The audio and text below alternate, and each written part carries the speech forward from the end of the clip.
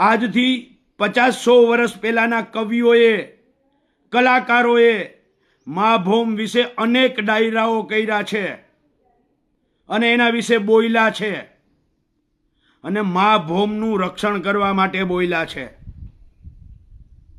અને એ જ મા ભૌમના હૃદયમાં આ અદાણી અને અંબાણી એના હૃદયમાં ખીલ્લા નાખે છે અત્યારે. અને મારી માના હૃદયમાં જ્યારે ખીલ્લા નાખાતા હોય ને ત્યારે ભૂલથી શબ્દ નીકળી જાય અને એ ભૂલથી નીકળેલા શબ્દ ઉપર જાણે તમે સોપારી લીધી હોય કે મા ભૌમની રક્ષા કરનારને અમે બદનામ કરીને જ રહેવું.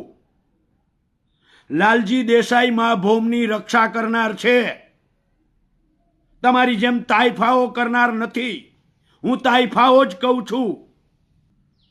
કારણ કે ગઈકાલે મેં આ જેટલાઓને સાંભળ્યા એમાંથી 1-2 જણાએ કહ્યું છે કે અમને તો જે રૂપિયા આપે એના અમે વખાણ કરીએ.